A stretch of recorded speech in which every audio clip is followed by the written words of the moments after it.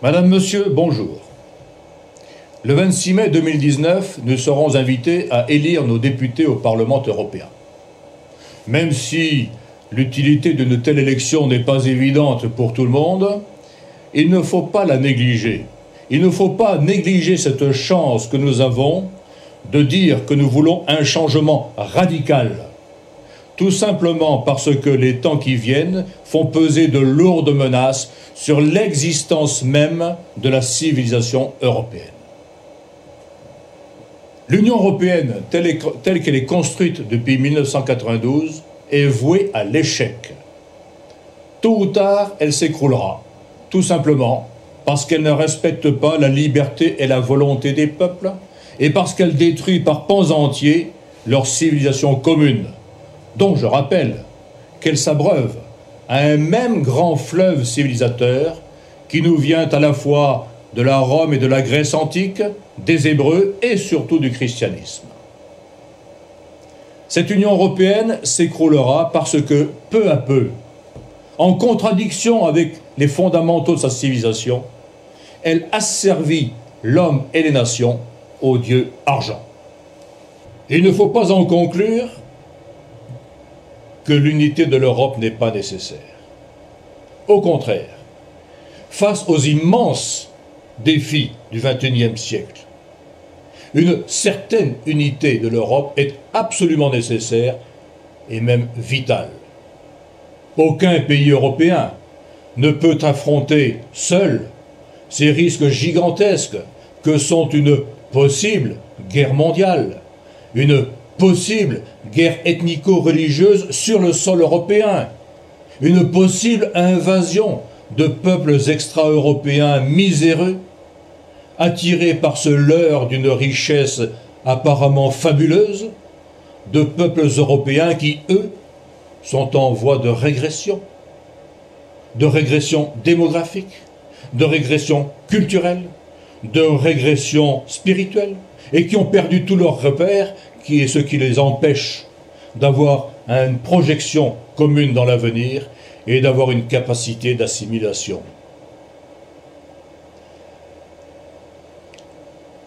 Si elle ne relève pas victorieusement ces défis gigantesques, je le redis, l'Europe peut avoir disparu en tant que civilisation avant la fin de ce siècle. Notre génération d'Européens a donc une mission historique au sens le plus fort du terme. Tous les élus, chaque citoyen de toutes les nations qui participent de la civilisation européenne ont cette mission: sauver la civilisation européenne de la disparition. Et il y a urgence. Un jour, peut-être demain, il sera trop tard. Et nous n'aurons plus alors que nos yeux pour pleurer comme des enfants gâtés ce que nous n'aurons pas su défendre en adultes responsables. Pour relever ces immenses défis, il faut d'abord et très vite arrêter le processus de destruction et mettre en œuvre au contraire un processus de re-civilisation de l'Europe. Ce processus qui sera au service de tous les Européens d'abord et de l'humanité entière ensuite, parce que, je le redis, l'Europe est porteuse de la civilisation la plus humaine que la Terre ait jamais portée. Mais pour réussir, il faudra respecter certains de nos fondamentaux de civilisation, notamment des fondamentaux politiques, des fondamentaux culturels, des fondamentaux spirituels. Je ne donnerai que 3 exemples. Il faut que la politique redevienne ce qu'elle aurait toujours dû être, un service. La politique consiste à servir le bien commun et à servir le développement de chaque être humain. Deuxième exemple, il faut réhabiliter, remettre à l'honneur le principe de subsidiarité et l'appliquer dans tous les cas. Ce principe de subsidiarité qui veut que c'est le citoyen qui délègue à des instances d'organisation extérieures à lui ce que lui ne peut pas faire. Et ce processus doit être mis en place à tous les niveaux, du citoyen jusqu'à l'Europe. Troisième exemple, il faut affirmer envers et contre tout la christianité, c'est-à-dire l'essence chrétienne de notre civilisation européenne. Et cela doit servir de base à tous nos projets, en particulier à ce projet d'unification de l'Europe dans le respect des diversités. Très concrètement, il faut deux choses. Premièrement, élaborer une grande charte de l'Europe qui établirait les bases sur lesquelles les Européens s'entendraient pour construire leur avenir commun. Mise en œuvre de manière dynamique et dans la durée, cette grande charte de l'Europe sera porteuse de civilisation, d'harmonie, de paix et de rayonnement pour l'Europe en tant que telle et pour chacune des nations qui la composent. Deuxièmement, il faut remplacer toutes les structures actuellement existantes par une association d'États souverains. Souverainement, donc, chaque État déléguerait à cette association certaines de ses prérogatives. À charge pour l'association, ce serait sa mission, à charge pour elle, de coordonner les efforts de tous pour affronter les grands défis du XXIe siècle. Pour appartenir à cette association, il faudrait bien sûr être un pays européen, sachant que la Russie est un pays européen, alors que la Turquie n'est pas un pays européen. Il faudrait aussi s'engager à participer à l'élaboration de la grande charte de l'Europe dont je parlais à l'instant, à son élaboration et à sa mise en œuvre, évidemment. Enfin, il faudrait s'engager à participer activement à une défense commune de l'Europe, à une politique commune des frontières, à une politique commune de l'immigration et à un projet commun de pacification et de développement de l'Afrique du Proche et du Moyen-Orient. Ce dernier projet est absolument vital pour l'avenir de l'Europe elle-même. Je rappelle que la population européenne est aujourd'hui de 600 millions d'habitants. Elle sera toujours de 600 millions d'habitants à la fin du siècle, à condition d'avoir un apport migratoire constant et assimilé. La population de l'Afrique à elle seule va passer de 1 à 4 milliards d'habitants. Si elle continue d'être pauvre et de s'enfoncer dans la misère, l'avenir est dramatique. Pour eux et pour nous.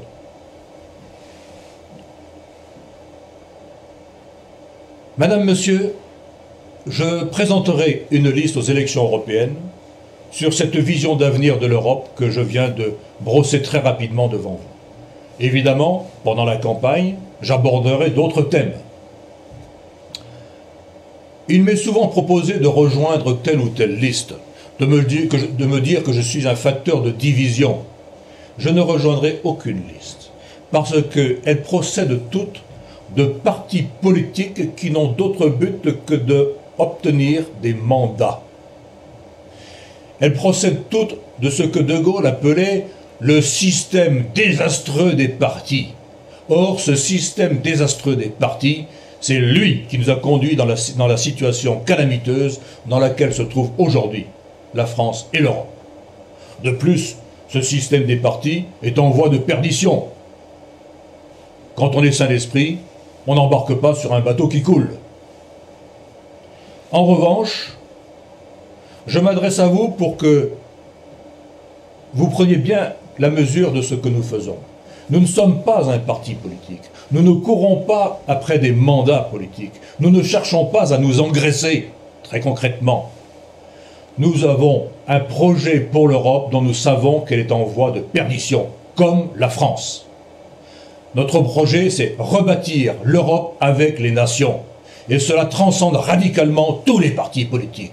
Alors, quelle que soit votre sensibilité politicienne, si vous êtes amoureux de la France et de la civilisation européenne, vous avez votre place avec nous. Rejoignez-nous. Néanmoins, nous ne pourrons pas participer aux élections si nous ne rassemblons pas la somme de 1,3 million d'euros Cette somme minimum est nécessaire pour confectionner et mettre en place 94 millions de bulletins de vote, 47 millions d'exemplaires de la profession de foi, 160 000 affiches à coller près des bureaux de vote.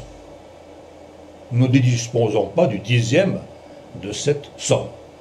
Je m'adresse donc à vous pour que vous nous aidiez à la rassembler. Si, le 1er février 2019, nous n'en disposons pas, eh bien il n'y aura pas de liste Rebâtir l'Europe avec les nations aux élections européennes. Madame, Monsieur, pour terminer, je voudrais rappeler que nous ne sommes pas un parti politique. Nous ne briguons pas d'abord des mandats. Les élections ne sont pour nous qu'un moyen de promouvoir une véritable vision et un véritable projet pour la France et pour l'Europe. Et je suis persuadé que de très nombreux Français, au-delà de leur choix partisan momentané, au moment des élections, de très nombreux Français se reconnaissent dans cette démarche qui vient du fin fond de notre civilisation et de notre histoire. Et l'avenir de l'Europe et l'avenir de la France dépendent de telles démarches. Aujourd'hui donc, si vous voulez vraiment donner un avenir à la France et à l'Europe, rejoignez-nous. Merci.